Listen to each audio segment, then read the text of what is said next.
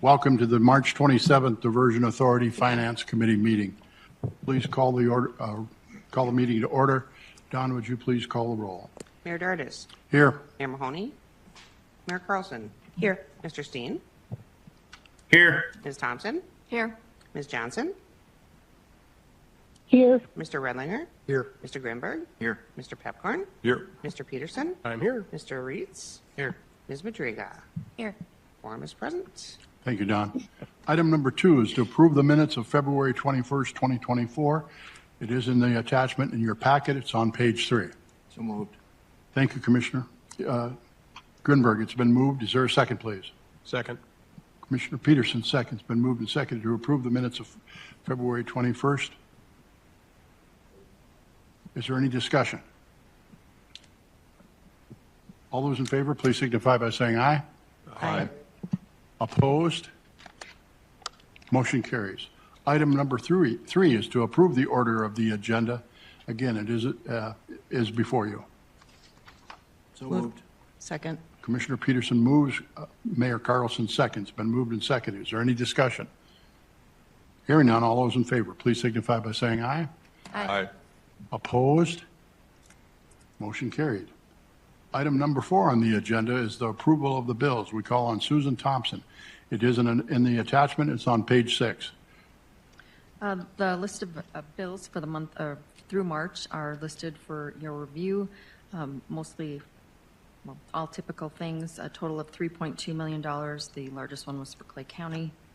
In addition to this, we'll be talking about it in further agenda, but the city of Fargo did wire $12 million for the item that's listed on 9B. We'll talk a little bit later about that. That will show up on next month's report. Any questions? Any questions? Any questions by anyone? Move for approval. Thank you, Commissioner Grinberg. Is there a second, please? Second. Commissioner Pipcorn, second. Been moved and seconded to approve the bills as presented by Susan Thompson. Is there any further discussion? Hearing none. Don, would you please call the roll? Mayor Dardis. Yes. Mayor Carlson. Yes. Mr. Steen. Yes. Ms. Thompson. Yes. Ms. Johnson. Yes. Mr. Redlinger. Yes. Mr. Grimberg. Aye. Mr. Pepcorn. Aye. Mr. Peterson. Yes. Mr. Reitz. Yes. Ms. Madriga. Yes. And that includes everyone. Thank you, Don. Item number 5 is the finance report. Again, we call on Susan Thompson. It's on page 24 of the packet. Page 24 of the packet lists historical and year-to-date financing sources. We'll move to page 25. That is the statement of net position.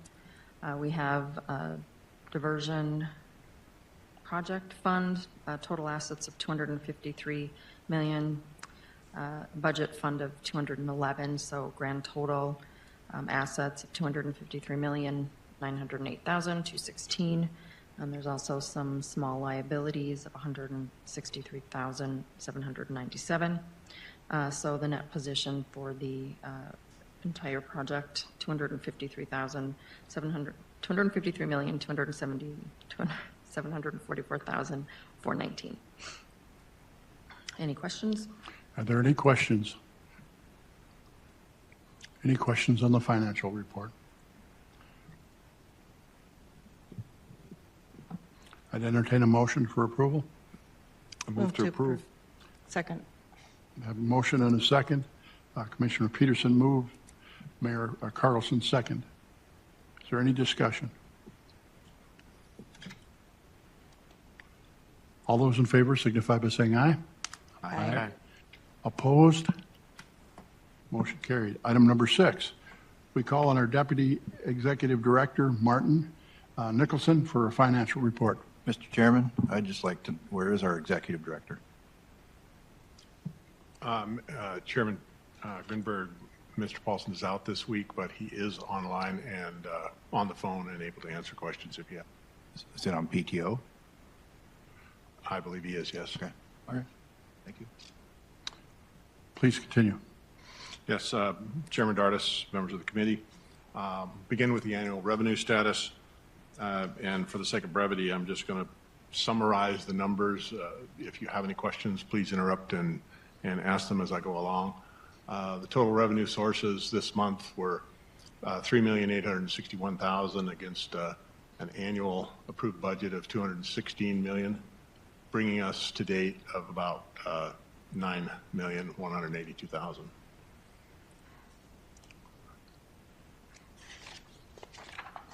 The overall status for the level 1 summary, again, in looking at the bottom line of the report, we are actual cost to date just over $1,047,000 against a program ETC of or estimate to complete 1.695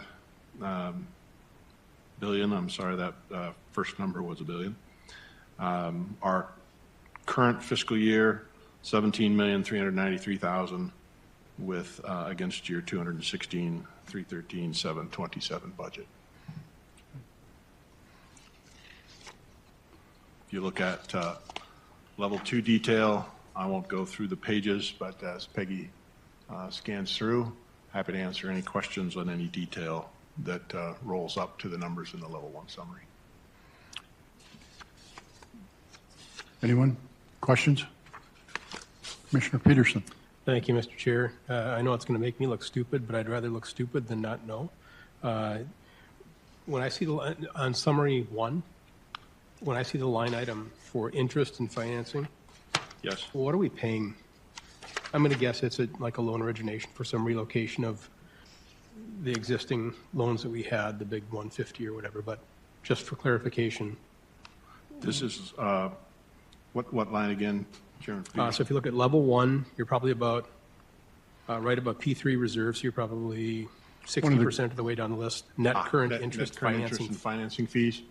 Yes, those are for the outstanding short-term loans that we have That's the with big both bank. Bank of North Dakota and others. Okay, thank you. I figured, but I'd rather ask than not. Thank you. Thank you, Mr. Chair. Thank you. Any additional questions? Please continue. There is one more summary page in your packet, which is the Diversion Authority Operations Budget Summary. Cost to date of $267,327 with a remaining budget of the year of $1.382673 million. So again, stand for any questions on the information. Any questions on the financial report? This item is for informational only. We'll move on to item number 7. DA Board Approval Contracting Actions. Again, we call on Mr. Nicholson. And Yes, he has there two are. of them to discuss with us. There are 2 contracting actions for your consideration today. The first is the first task order under a master services agreement that came before the board last fall, and it is for basically mowing and landscaping services on the properties that the Diversion Authority owns, and that is in the amount of $250,714. Do you want to take these one at a time or together? Yes, please. Okay. The second is Task Order 6, Amendment 0. This is a utility relocation for Minn Kota Power Cooperative. This is to relocate some diesel generators that are in the path of the OHB levy project, and it is for the total of $263,000. Any questions of Mr. Nicholson?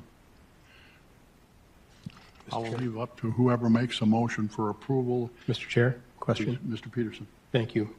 Mr. Nicholson, in the past, we looked at weed control on a number of various projects, and I can't remember how many years ago back it was, but it wound up being cheaper having the county provide the weed control services, and I'm probably micromanaging here, so tell me to shut up, and that's totally acceptable. We have mowing and weed control on this. I know there's no breakdown, and I tried to look through it here again, and I can't find that there was a breakdown. Are we confident that the weed control is of a logical sum where it doesn't make any sense to have the county look at it and separately break this out? Yeah, I believe that is the case, but I might call for assistance on either Chris or Jody on the amounts. And again, no one in the room can hurt If my they have feelings by saying, don't worry about it. Yeah, you're all fighting to get up.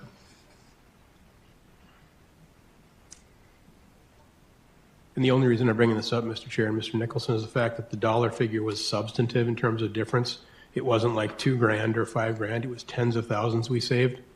And again, someone's got to operate it. We've got the capacity to do it.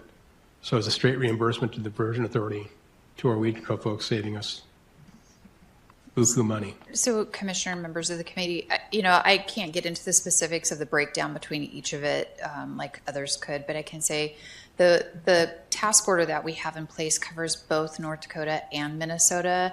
And so that'd be another catch with the county is we do own quite a few properties over in Minnesota that we're also managing. And then a lot of these, are rural residential lots, and we're working through the lands committee and going through the excess lands policy to bring that kind of off of our liability and then getting those back into agricultural production. So the goal is to continue to reduce. The other tidbit of this that we're managing is a lot of these properties we're holding for the forest mitigation. And so a bunch of them went under contract this year with the Army Corps of Engineers. They'll be under their maintenance policy for the next 5 years. And then we have one property that we're gonna ask permission from the MCHPA tomorrow. And if we can get that, then we'll have 178 acres that will come off of this next year. That will go over to the Corps, then they'll plant trees, they'll maintain that property, which does involve weed abatement for the next year, and then we'll have another contract. So it's kind of an ever-moving target a little bit. So I hope that answered your question. Yes, thank you. We have a great working relationship with our friends in Clay County, and especially in Moorhead. But the MPCA is probably not going to be as friendly as our local government entities. So the Minnesota answer is exactly what I needed to hear. Thank you. Okay, yep. Thank you, Ms. Smith. And I'd make a motion, Mr. Chair, if you're looking for a motion. Motion to approve. The motion is for both, to approve of both. I thought you wanted them separate. I'll leave that up to the person making the motion. I'd make a motion to approve both. Is there a second, please? Second. Mr. Chairman, is that both or first one? Is it both? Both. Yes, the motion is to approval of both of these items. And second was by Mayor Carlson. Is there any discussion? Any further discussion? Don, would you please call the roll? Mayor Dardis. Yes. Mayor Carlson. Yes. Mr. Steen. Yes. Ms. Thompson. Yes. Ms. Johnson.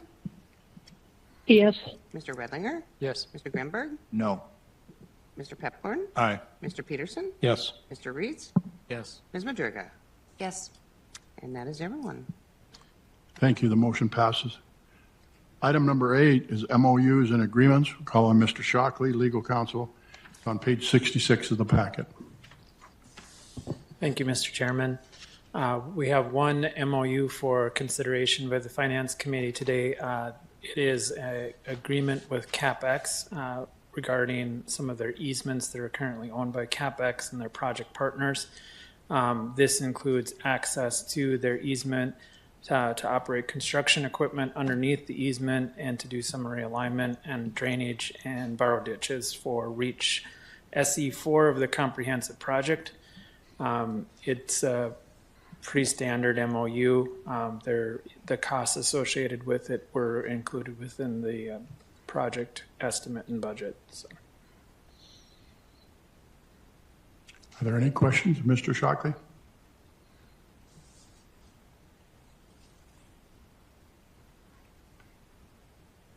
What is that dollar amount? Do you recall, John? Yeah, this is zero right now. It's allowing access in to work. Okay, very good. This is an actionable item. Mr. Chairman, if I may, Please, Mr. Shockley, Commissioner Grinberg. did we approve some agreement last month with some dollars in it? Correct. Okay. And so this has no financial Not impact? Not so far. It's a great question. It's related to allowing access. Not, so, I don't quite understand, not yet, or is solely just access? The Just reason I'm asking is I abstained last month because my company is part of the CapEx, and if there's a financial side of this, I'm going to have to abstain again, or a potential for financial.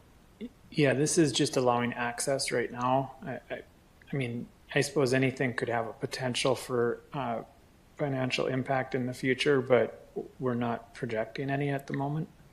If that's helpful. Yeah, just to be consistent, Mr. Chairman, I'll abstain again. Okay.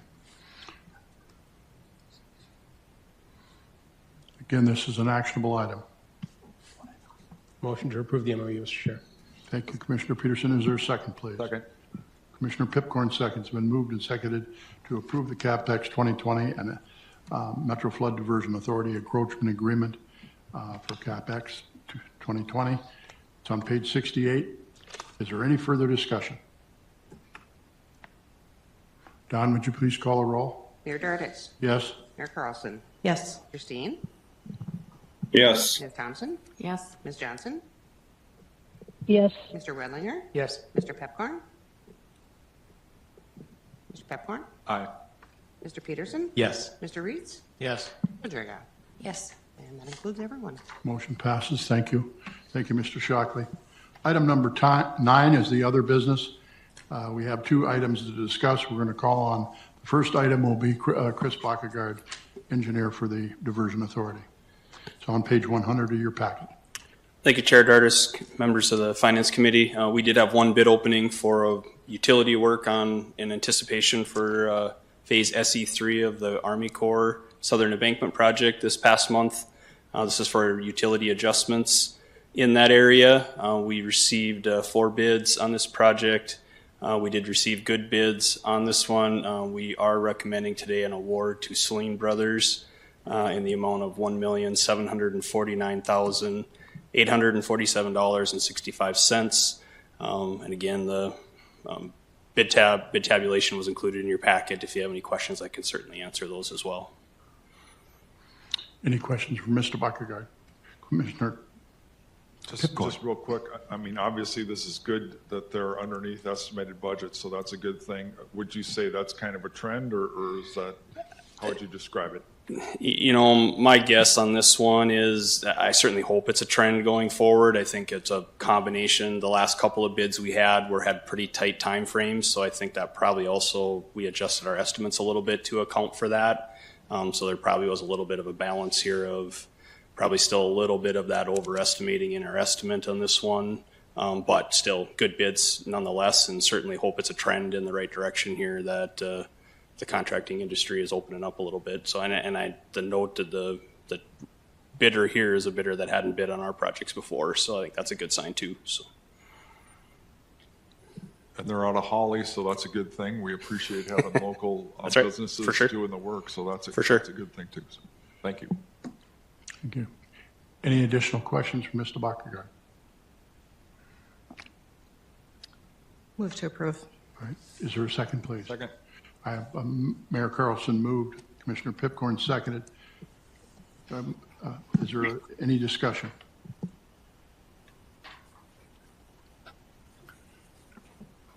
Hearing none, Don, would you please call the roll? Mayor Dardis. Yes. Mayor Carlson. Yes. Mr. Steen. Yes. Ms. Thompson. Yes. Ms. Johnson. yes, Mr. Redlinger. Yes. Mr. Grimberg. Aye. Mr. Pepcorn. Aye. Mr. Peterson. Yes. Mr. Reeds. Yes. Ms. Madriga. Yes. And that includes everyone. The second item is on page 103. It's payment and condemnation and acquisition funds to the MCCJPA. We call on Mr. Shockley. Thank you, Mr. Chairman. This is an informational item. We thought it would be appropriate just to make sure that the Finance Committee was aware of this issue. There's no action that's required, but it's more informational. As part of the eminent domain process in North Dakota, both Clay County and Moorhead were required to make deposits with the district courts for the appraised value of the property in order to commence the eminent domain actions. And that is, it's a requirement. It's not a offer necessarily.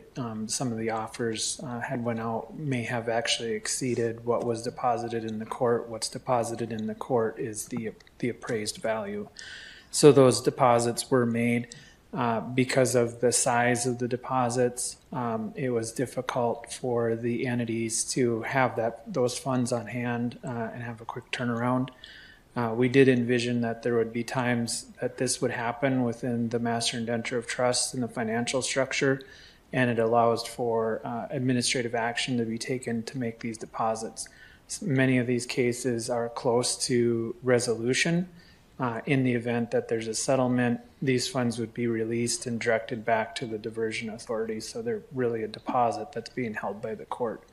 On the page 104, you see the amounts that were for Moorhead and Clay County deposits, along with some of the expected closings that would take place in March, which some of that money will be coming back to the diversion authority because some of it was originally deposited as part of the commencement of the eminent domain actions. So this is more of an informational item. We just wanted to make sure the Finance Committee was aware of the issue. Certainly happy to answer any questions. Any questions?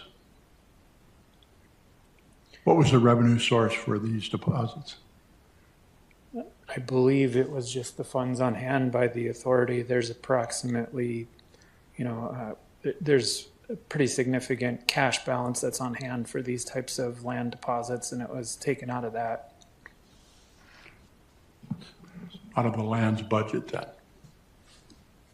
That's correct. Yes. Okay, very good. Mr. Chairman, then this. Please, Commissioner Grinberg. This will show up in our financial statements listed as. I would have to defer to Paul as how this will show up.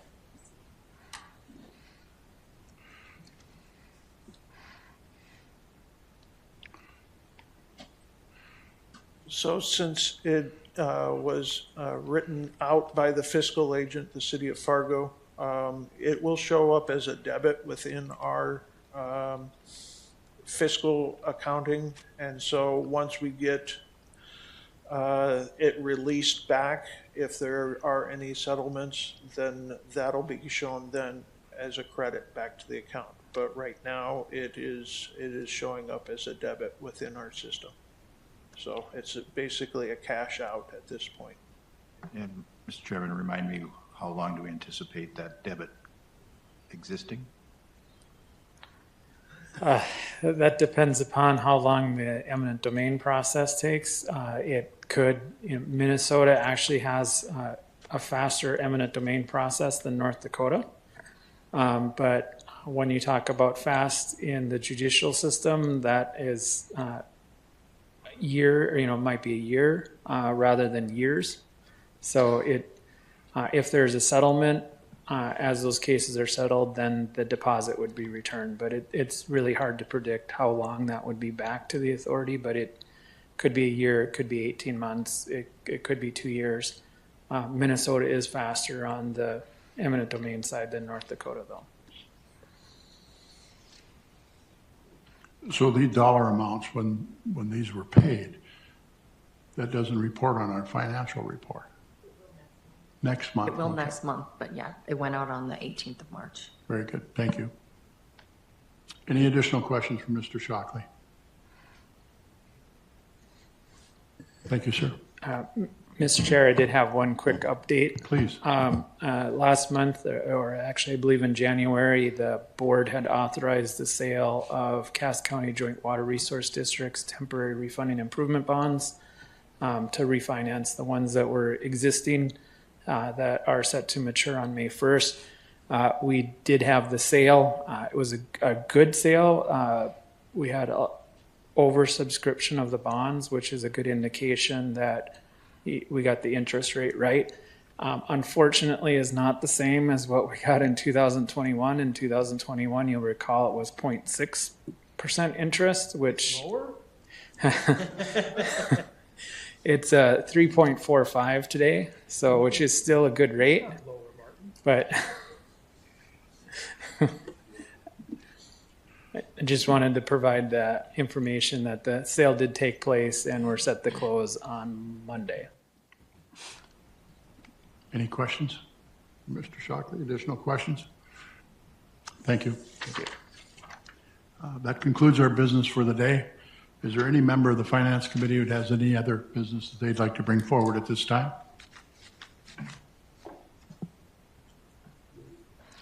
Is there any staff member of the MFDA that would like to bring anything forward at this time? All right, thank you for your time. We stand adjourned.